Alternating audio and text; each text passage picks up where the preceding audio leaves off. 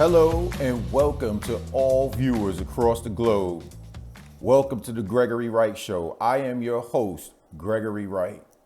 Hey, before I get started, I just wanted to say if you enjoy the contents of this video, please like, share, and subscribe. Share with your buddies, family members, all who are on the same mental wavelength as we all are here on this platform. So please like, share, subscribe, hit the notification bell so you can receive updated videos as they're posted. All right, let's kick this thing off. I want to make a few points before I get started. And it's all about individual choice, whether it be lifestyle, medical protocols, treatment protocols, or whatever the individual seems or deems fit after speaking to a primary care provider about his or her health. The way to move forward in treatment protocols if you get sick, especially from COVID-19, which is a hot topic. It's been a hot topic for the past 2 years. Whatever you choose to do with your life is up to you, legal, as long as it's legal, or if it's illegal, as long as it doesn't affect on my family's freedom and my freedom, then it's okay, especially if it's legal. But if your actions start to infringe on my freedom, my family's freedom, we're going to have a problem. We're going to have a serious problem. Remember the saying that if 1,000 people jump off the bridge, would you follow them and jump off as well? Well, in my case, heck no, because here's the thing. What's good for those 1,000 people might not be good for me. And those 1,000 people may have been in groupthink.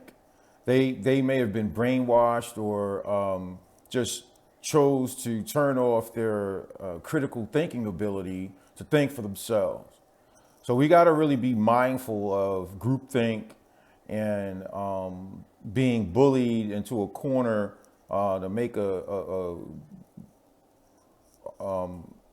singular decision when when a decision before it's made involves multiple aspects of consideration depending on the context.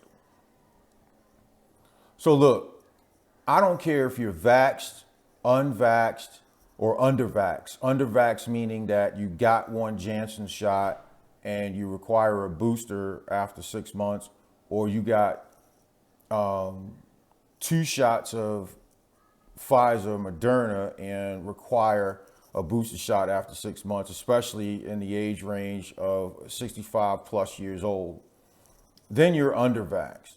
The CDC is really slow at changing its language to update the meaning of what fully vaccinated means. So right now, booster shots are highly encouraged, but they're not mandatory. And based on what took place in the last 6 to 7 months, about vaccines being COVID-19 vaccines being mandatory in the first place, you could expect that the booster shot's going to be mandatory. But look, if you were vaxxed, you could still contract the virus, you could still spread the virus, and you could still potentially fall fatally ill depending on the efficacy waning period. There's a 6-month high efficacy period, and then after 6 months it wanes significantly. So I mean, you could still get it, you could still spread it.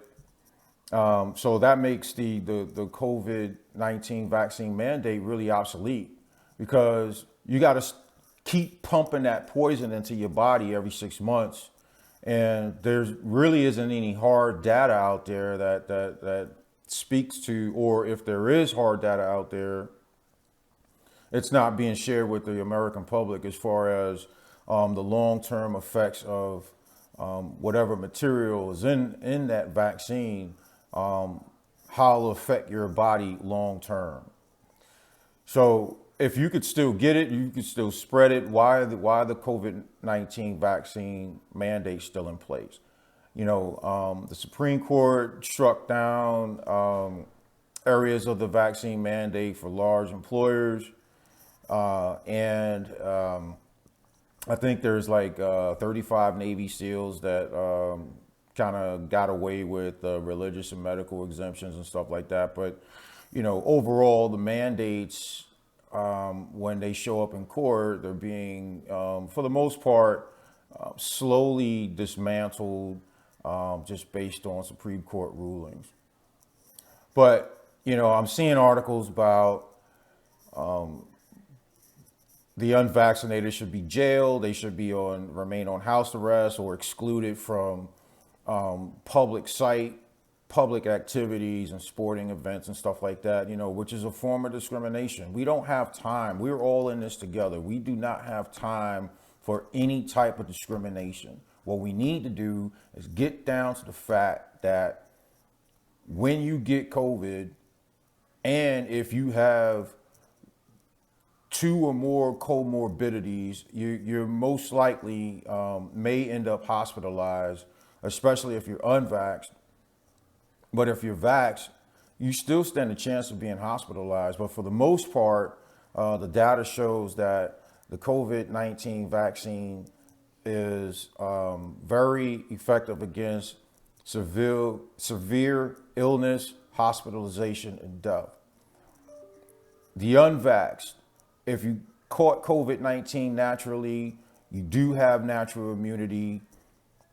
The celebrity medical community don't like speaking about natural immunity because it's going to put the seed in people's heads that, hey, I don't need the vax.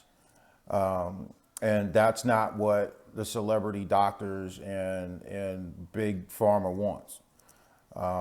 So you owe it to yourself. You know what's best for you. All right. You owe it to yourself to be a critical thinker. Avoid being manipulated by public officials, celebrities, and other folks on TV. Again, I'll say, you know what's best for you. If you have questions, if you fall ill, get tested, call your primary care provider, make an appointment, get seen, within 3 or 4 days of receiving symptoms. Ask your doctor about all the COVID-19 treatment protocols, not just one. It's not only one solution. We are human beings capable of a multitude of things if we put our minds to it. So why is there only one solution or a fabricated one solution to solving something as complicated as this? So you feel like you got symptoms, get tested. If it comes out positive, contact your primary care provider. Ask about all the treatment protocols that are available in your local area and have a widespread approach on how you should treat your symptoms instead of this singular approach that folks seem to be advocating for on commercial news and all that. So with that said, let's dig in. So I came across an article last week, Tuesday, and the article is headlined just as you see it on the screen. We're all literate here, but I'll read it just in case there's some optical impairment going on with some of my viewers. The headline says, a majority of Democrats favor house arrest for the unvaccinated. Nearly a third want them to lose custody of children, according to a poll. Well, this poll was taken on January 5th, 2022, this year, very recently. And I'm just going to go ahead and read this short little summary, right? So the survey of 1,016 U.S. likely voters was conducted on January 5th, 2022 by the Heartland Institute and Rasmussen Reports. The margin of sampling error is plus or minus 3 percentage points with a 95% level of confidence, and the report was published on January 13, 2022. Let's dig into the body of this. All right. And yeah, I'll read it word for word. I have no qualms about that as long as you don't penalize me for keeping my eyes downcasted on the screen as I'm reading here. But I think the most important thing to take away from this is the words that are coming out of my mouth and the verbal delivery, and instead of the optics of me not looking at the camera all the time. Now, the first point that the report makes is 58% of voters would oppose a proposal for federal or state governments to fine Americans who choose not to get COVID-19 vaccine. However, 55% of Democratic voters would support such a proposal compared to just 19% of Republicans and 25% of unaffiliated voters. The next point, 59% of Democratic voters would favor a government policy requiring that citizens remain confined to their homes at all times, except for emergencies, if they refuse to get a COVID-19 vaccine. Such a proposal is opposed by 61% of all likely voters, including 79% of Republicans and 71% of unaffiliated voters. Next point, nearly half, 48% of Democratic voters think federal and state governments should be able to fine or imprison individuals who publicly question the efficacy of the existing COVID-19 vaccines on social media, television, radio, or online or digital publications. Only 27% of all voters, including just 14% of Republicans and 18% of unaffiliated voters, favor criminal punishment of vaccine critics. Next point, 45% of Democrats would favor governments requiring citizens to temporarily live in designated facilities, concentration camps, I guess, or locations if they refuse to get a COVID-19 vaccine.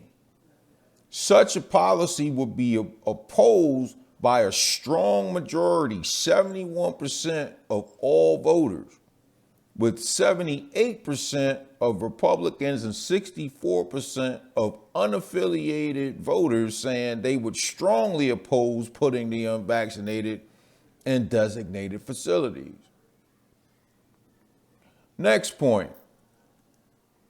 While about 2/3, 66% of likely voters will be against governments using digital devices to track unvaccinated people to ensure that they are quarantined or socially distancing from others, 47% of Democratic voters favor a government tracking program for those who won't get the COVID-19 vaccine.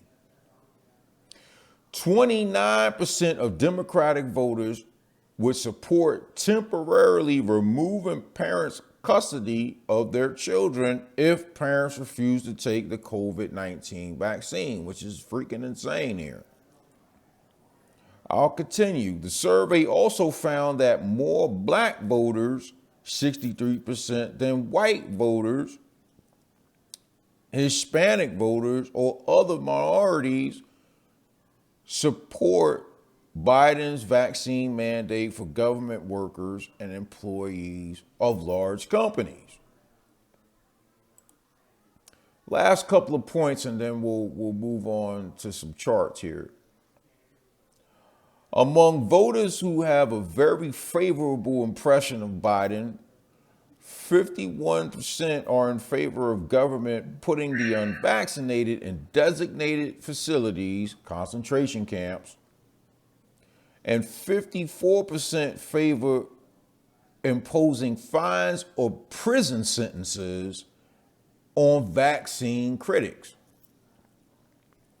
Among voters who have a very unfavorable view of Biden, 95% are against designated facilities for the unvaccinated, and 93% are against criminal punishment for vaccine critics. All right, giving you a little time to chomp on that. By the way, everything that I just read off, all of my footnotes and sources and stuff like that will be included in the links below this video. So fret not, you fact checkers. The article does exist, and I'm going to include it in my links. All right, moving on.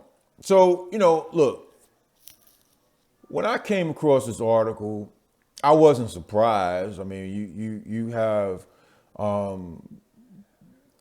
new celebrities all across the globe advocating for punishing the unvaccinated or punishing people who didn't take a knee, right?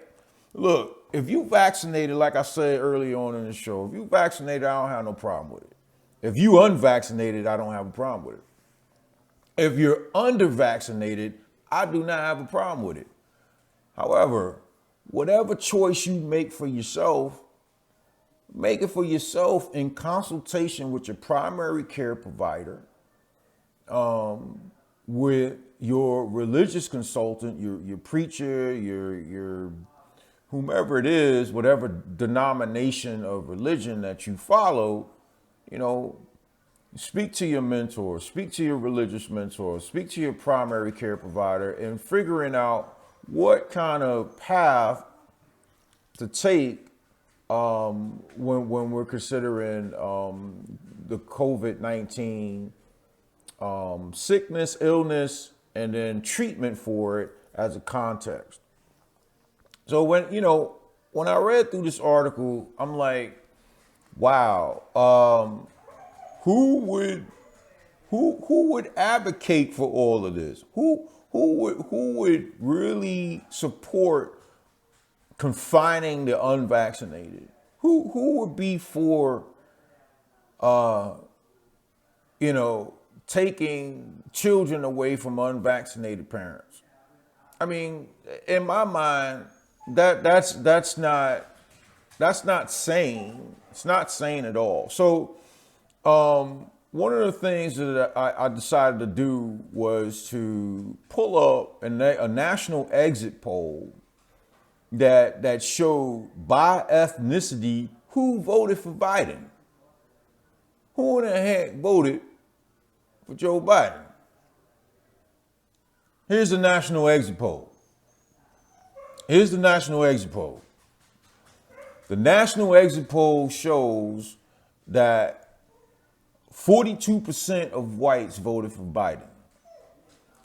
87% of blacks voted for Biden.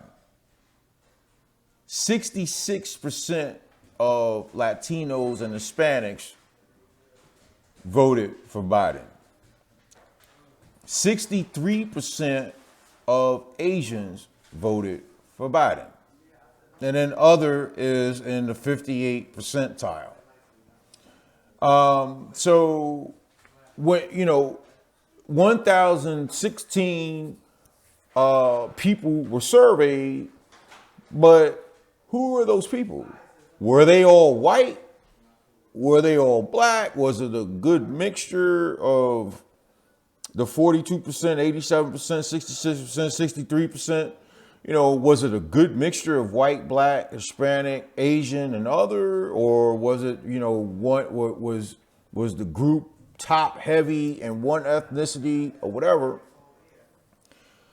So then I felt compelled to go to another chart that came from the CDC data, and it's saying race, ethnicity of people fully vaccinated. And come to find out that when I'm looking at Hispanic, Native American Indian, Asian, blacks, Native Hawaiian, whites, and fully vaccinated basically at this point means that you got one Janssen shot or 2 Pfizer or 2 Moderna. And what this chart shows is that whites are more fully vaccinated than any other ethnic group on this chart. Hispanics come in second. Blacks come in third. Asian comes fourth, and then everybody else is almost immaterial. But when we're talking about this 1,016 people that were surveyed, I'm still left wondering, who were they mostly talking to? Were they talking to all whites? Were they talking to mostly blacks or whatever? You know, and I came up with 2 courses of action, 2 scenarios. One scenario is that most of the people that the survey targeted had to have been white, because according to the CDC data of people who are fully vaccinated, most of them are white. You know, you got a good 54% of all whites in America are vaccinated, compared to less than 10% of all blacks, and looks like about 18% of Hispanics. So either the survey had mostly whites in their pool, and which kind of is kind of understandable, because mostly whites are vaccinated, and you know, vaccinated people just have this thing about them that, you know, if I did it, you could do it. You know, okay, well, your path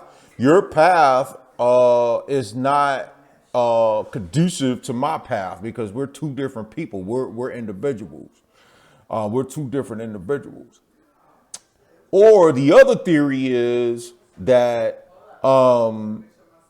unbeknownst to the 87% that voted for Biden, were the ones that were advocating for the unvaxxed to be jailed. And if it was mostly blacks that the survey targeted, then the black folks that were being surveyed had no idea that blacks have some of the lowest vaccination rates across America compared to any other race besides Native American Indians and Native Hawaiian. Okay, so that's my conclusion. One, the survey targeted whites who are mostly vaccinated according to CDC data, or the survey targeted mostly blacks, which they make up 87% of people who voted for Biden. But unbeknownst to them, they didn't know that they were basically talking down to and contributing to the further dismantling of the black nation. Because look, 87% voted for Biden, but blacks, 87% of blacks voted for Biden, but blacks represent less than 10% overall fully vaccinated across America. So if the survey was focused more on blacks, which is my second theory. The first theory is the survey was focused more on whites because whites, according to CDC data, show that they're mostly vaccinated and you know, like I said, vaccinated people, because they did it, they want others to do it. The second theory is that 87% of blacks may have been targeted in a survey, but unbeknownst to them, they didn't realize that blacks are the least vaccinated between Hispanic and the white communities. So, you know, I just want to conclude by saying that when you come across articles like this, take it with a grain of salt, do your due diligence, and, you know, come to your own conclusions. Why would somebody write an article like this? Are they trying to plant a seed in someone's head, in the American public's head, that it's okay to discriminate against unvaccinated people? It's okay to treat them like a redheaded stepchild. It's okay to strip away their rights. You know, all people who decide not to get vaccinated have a personal choice. They did it because they consulted with their primary care provider, and they figured out, according to their anatomy and comorbidities and everything else that's going on in their lives, they decided that taking the vaccine is not the right protocol to mitigate COVID-19 symptoms.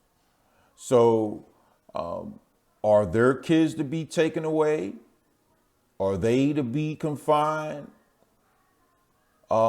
indefinitely in concentration camps? You know, all these draconian measures are not going to work. And I got to tell you, this is not going to fly in the American public. Overall, this is not going to forget. Most unvaxxed people are in the black communities, American Indian, Alaskan Native, non-Hispanic communities, and in the Native, Hawaiian, other Pacific Islander, non-Hispanic communities. They're not these